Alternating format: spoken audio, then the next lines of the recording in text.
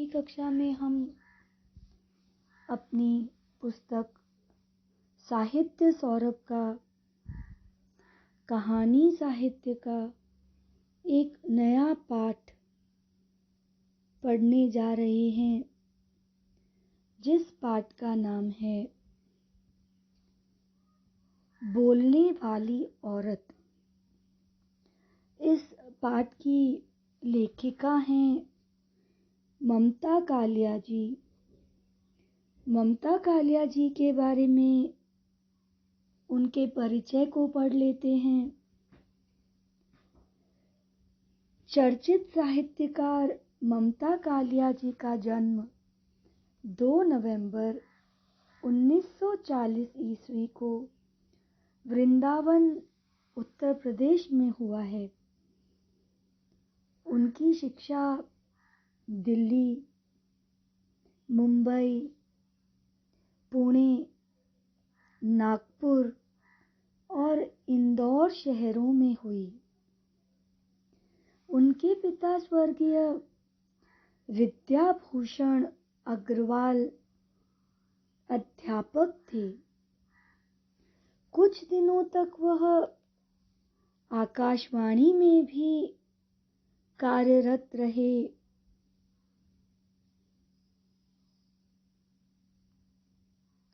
वे हिंदी और अंग्रेजी साहित्य के विद्वान थे। ममता के ऊपर अपने पिता के व्यक्तित्व की स्पष्ट छाप पड़ी है। हिंदी कहानी के परिदृश्य पर उनकी उपस्थिति 7वें दशक से निरंतर बनी हुई है। उन्होंने अपने लेखन में रोजमर्रा के जीवन में संघर्ष करने वाली स्त्री को प्रमुखता दी है। अपनी रचनाओं में वे न केवल महिलाओं से जुड़े सवाल उठाती हैं, बल्कि उन्होंने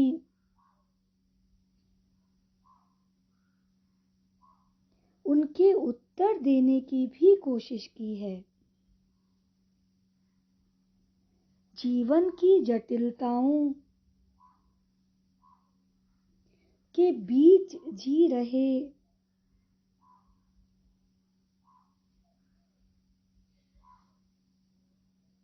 उनके पात्र एक निर्भय और श्रेष्ठतर सुलूक की मांग करते हैं, जहां आक्रोश और भावुकता की जगह सत्य और संतुलन का आग्रह है। लगभग आधी सदी के कालखंड में उन्होंने 200 से अधिक कहानियों की रचना की। इनकी प्रमुख कृतियां देख लेते हैं। उपन्यास बेघर, नरक दर नरक, प्रेम कहानी, लड़कियां,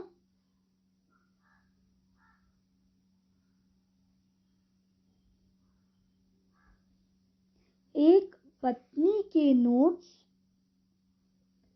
दौड़, अंधेरे का ताला, दुखम सुखम। इनके कहानी संग्रह देखते हैं। छुटकारा,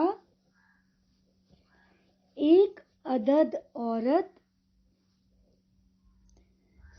पॉइंट नंबर 6, उसका यौवन। जांच अभी जारी है। प्रतिदिन मुखौटा, निर्मोही, थिएटर रोड के कौवे, 25 साल की लड़की तथा कविता संग्रह देख लेते हैं। खाटी घरेलू औरत,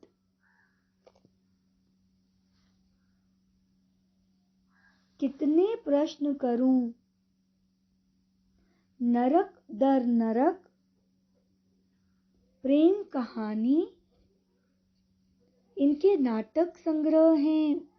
यहाँ रहना मना है, आप न बदलेंगे, तथा संस्मरण है इनके। कितने शहरों में कितनी बार। और एक और इनका उपन्यास सॉमरसेट मॉम, ये इन्होंने अनुवाद किया था उपन्यास का। उसका नाम है मानवता के बंधन। ये अनुवाद किया हुआ इनका एक लेख है, कृति है। संपादन किया इन्होंने 20वीं सदी की हिंदी महिला लेखन, खंड 3, यह इन्होंने संपादन किया था। आइए कुछ और बातें ममता कालिया के बारे में जानते हैं। ममता जी के उपन्यास और कहानी साहित्य की भाषा पात्र, कथानक और विषय के अनुरूप है। उनके कथा साहित्य में उच्च मध्य वर्ग से निम्न मध्य वर्ग तक के नगरीय, महानगरीय स्त्री पुरुषों का यथास्थान समावेश हुआ है, जिससे पढ़े लिखे नौकरी पेशा पात्रों की भाषा में अंग्रेजी का प्रयोग होना सहज है। उनके उपन्यासों की भाषा लाक्षणिक प्रयोगों को देखते हुए सहज, सरल और प्रवाहमय है। वे सीधी सरल भाषा लिखकर जो असर पैदा कर देती थी, कई लोग भाषा की तमाम तरह की उठापटक के बाद भी नहीं कर पाते। उनकी भाषा में वह संवेदनशीलता है जो पात्र के अंतबाह्य का उद्घाटन बड़ी कुशलता से करती है।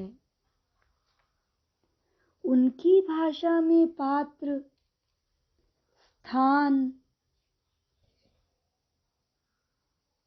प्रसंग एवं भाव के अनुरूप अनेक नए शब्द, सूक्तियां, व्यंग्यात्मक उक्तियां या कटुक्तियां, विज्ञापनों के परिवर्तित रूप, अंग्रेजी भाषा, ब्रज तथा अवधी बोलियां, मुहावरे, कहावतें, लोकोक्तियां, आदि का सटीक प्रयोग उल्लेखनीय है।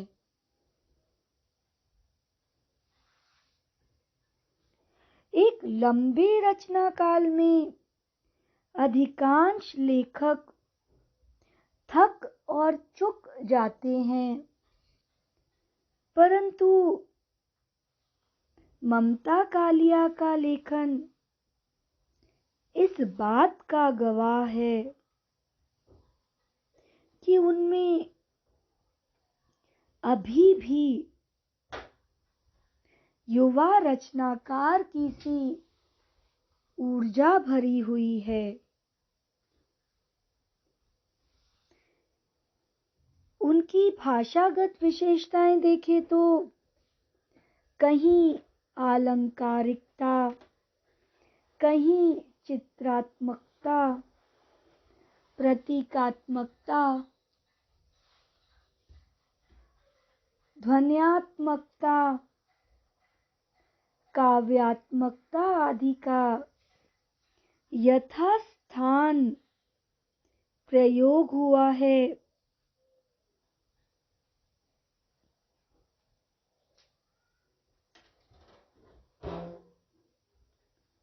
ममता कालिया एक प्रमुख भारतीय लेखिका हैं। वे कहानी, नाटक, उपन्यास, निबंध, कविता और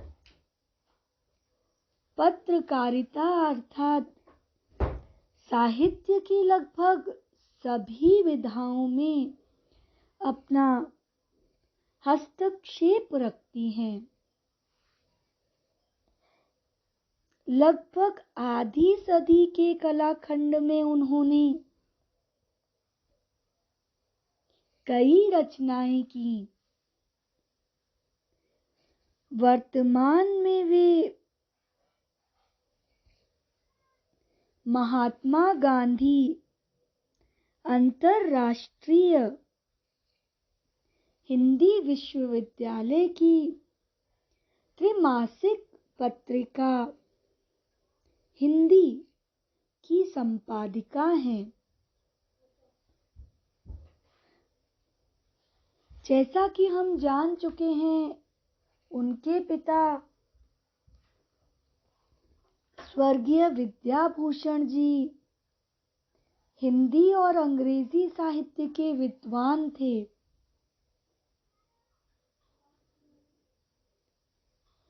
उसी का असर ममता कालिया के जीवन में भली भांति दर्शनीय है। ममता जी अपने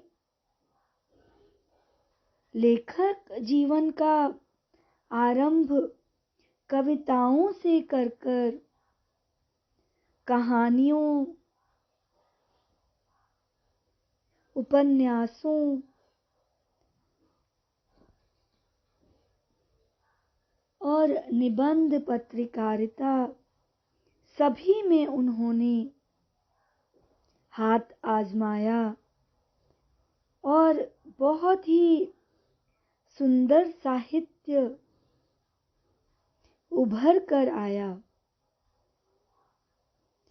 हम निष्कर्ष के रूप में कह सकते हैं कि ममता जी के उपन्यास और कहानी साहित्य की भाषा में जो सरलता, सहजता, स्वाभाविकता है, वह पाठक को तन मन की अंतरंग दुनिया में ले जाती है। लेखिका के कथा साहित्य में अंग्रेजी, मराठी, उर्दू, तत्सम तद्भव शब्दों का प्रयोग पात्रानुकूल हुआ है। हम जब ये कहानी बोलने वाली औरत पढ़ेंगे तो हमें काफी कुछ ममता कालिया जी के लेखन के बारे में पता चलेगा। अर्थपूर्ण नारे तथा साइन बोर्ड के द्वारा सामाजिक स्थितियों का पर्दाफाश करने में भी लेखिका कभी पीछे नहीं हटी। उनकी भाषा में विशेषणों की भी विविध छटाएं लक्षित हैं।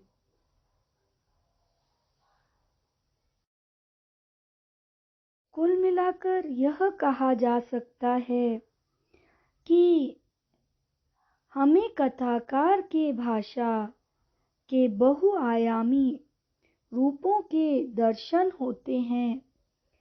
इस कहानी को पढ़कर आइए अब कहानी की तरफ बढ़ते हैं। पहले समझ लेते हैं कि इस बोलने वाली औरत कहानी का सार क्या है, लेखिका क्या कहना चाहती हैं।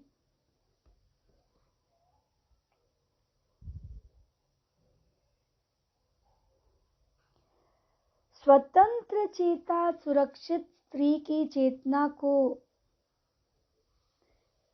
उसे एक पालतू गृहिणी की तरह गृहस्थी की चारदीवारी में बंद करने की प्रक्रिया के विरोध में लिखी गई कहानी है। यह बोलने वाली औरत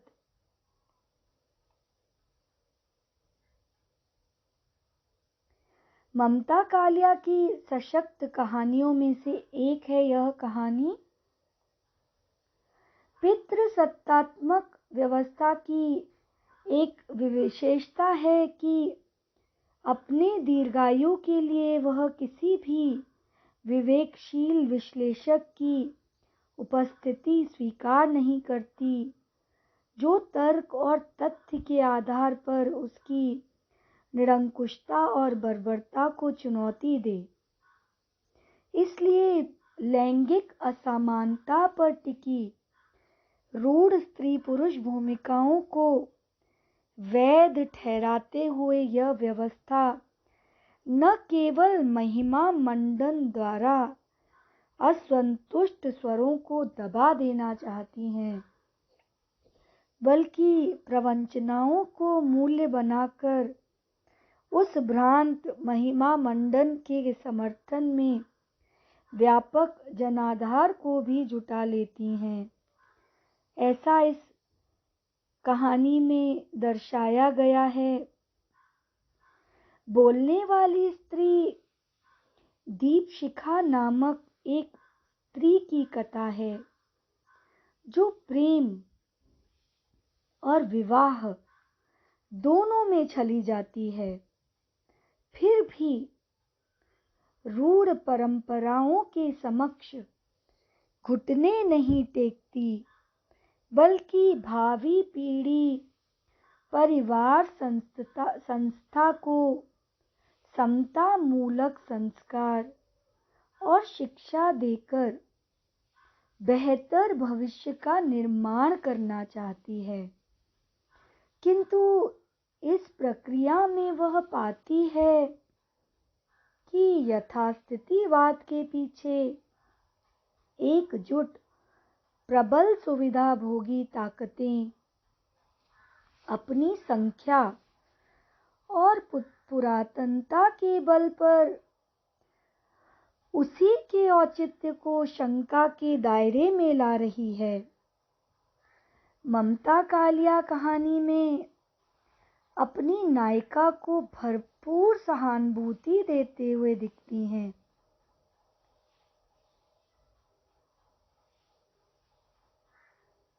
वह स्वयं परिवार भर के आरोपों के कटघरे में खड़ी दीपशिखा के प्रति अपनी संवेदना दर्शाती हैं।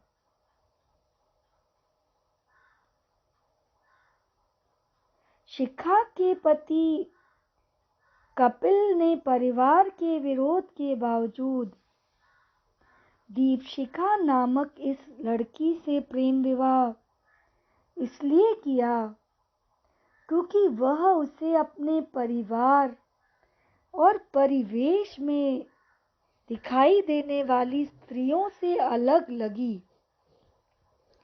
इस भिन्नता में विशिष्टता के रंग भरती, निर्भीक और आत्मविश्वास दीपशिखा कहती है, मैं दीपशिखा नहीं, अग्निशिखा हूं।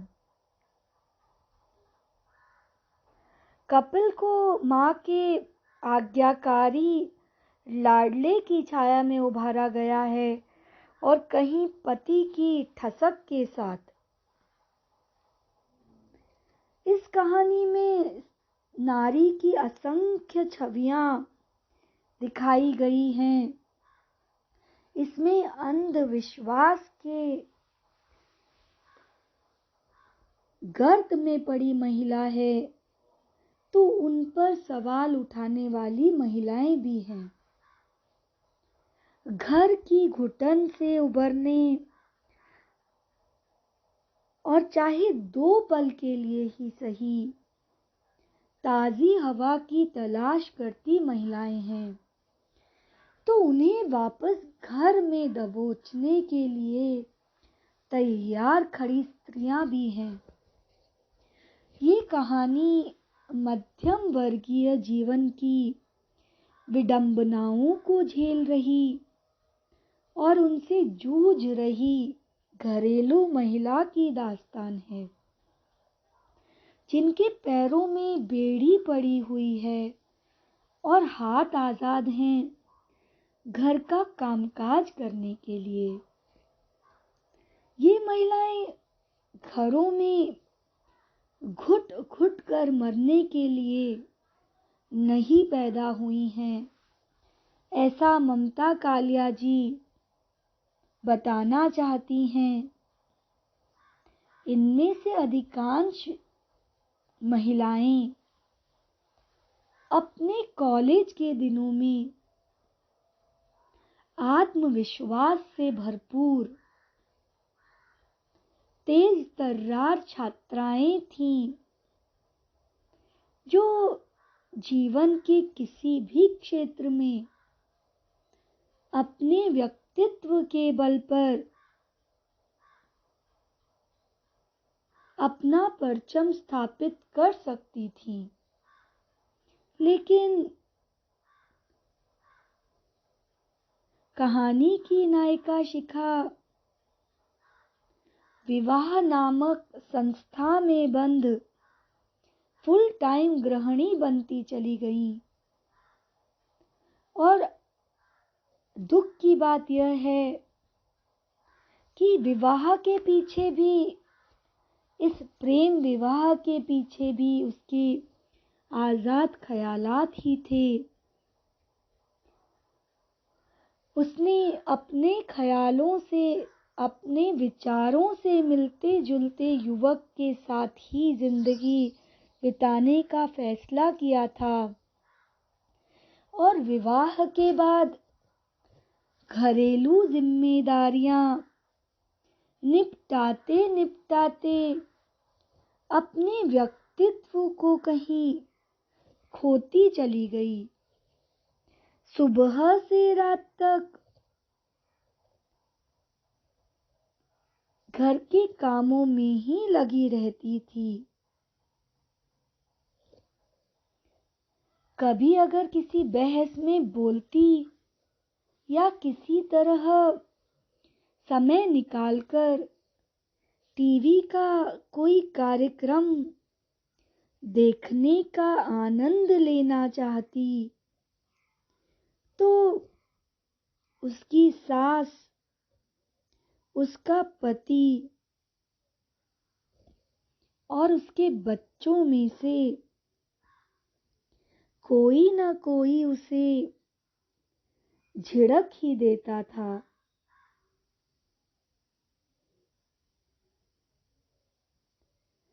बोलने वाली औरत में स्त्री जीवन का संघर्ष दर्शाया गया है। लेखिका ममता कालिया पितृसत्तात्मक व्यवस्था की साजिशों को समझती हैं। इसलिए बोलने वाली औरत कहानी में वे पाठकों तक अपने विचारों को पहुंचा देना चाहती हैं कि घर गृहस्थी की सलामती के लिए बेशक शिखा की तरह मधुर मधुर जलकर अपने को होम कर देने वाली स्त्री अनिवार्य है, लेकिन वास्तव में जब तक अग्निशिखा बनकर अपने अधिकार और गरिमा के लिए संघर्षपूर्ण लड़ाई नहीं लड़ेगी, तब तक पारिवारिक मर्यादा की आड़ में स्त्रियों का तिल तिल जलना मिटना जारी रहेगा और साथ ही साथ स्त्रियों को दोयम दर्जे का नागरिक मानना भी जारी रहेगा।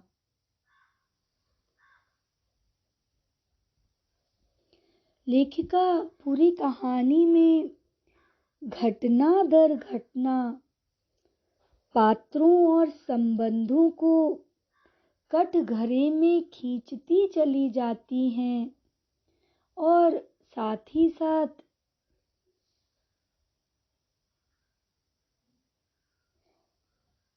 किसी एक व्यक्ति विशेष या लिंग विशेष को दोषी नहीं ठहराती। पूरी कहानी में वे निर्द्वंद भाव से पितृसत्तात्मक व्यवस्था का पुनः निरीक्षण करती चलती हैं। झाड़ू को सीधी खड़ी करने का प्रसंग हो या कब्ज पीड़ित सास को चाय का प्याला पेश करने का प्रकरण, घर परिवार में घटने वाली घटनाएं इतनी बड़ी नहीं होती कि इनके कारण तूफान आए, लेकिन असलियत यह है कि चाहते न चाहते हुए ये घटनाएं तूफान लाने का कारण बन जाती हैं। सास बहू की लड़ाई के दृश्य कहानी में इस पारंपरिक विश्वास की पुष्टि करते नहीं आते कि स्त्री ही स्त्री की शत्रु है, बल्कि दो महत्वपूर्ण तथ्यों की ओर संकेत करते हैं। एक, पुरुष पर वर्चस्व पाने के लिए स्त्रियों के बीच लड़ी जाने वाली लड़ाइयाँ मूलतः अपनी स्थिति सुदृढ़ करने की कोशिशें हैं, क्योंकि घर के अंत प्रशासन का दायित्व वही स्त्री पाएगी जो परिवार के शासक पुरुष के प्रति अपनी निष्ठा एवं वफादारी दिखाएगी। एक दूसरे को पछाड़कर स्वामी की अनुकंपा पाना स्त्रियों के अस्तित्व रक्षण की बुनियादी लड़ाई बन चुकी है। ठीक जैसे गुलाम या नौकर एक दूसरे को नीचा दिखाकर मालिक की नजरों में ऊंचा उठना चाहते हैं, इस समूची प्रक्रिया में स्त्री जान ही नहीं पाती कि वो पुरुषों के हाथों की कठपुतली बन गई है। दूसरे, स्त्रियां भी पुरुषों की भांति पितृसत्तात्मक व्यवस्था के षड्यंत्रों की शिकार है। अपनी अपनी चोटों को सहलाते हुए अपने अपने द्वीपों में बंद हो जाने की स्थिति स्त्री को संगठित होने से रोकती है।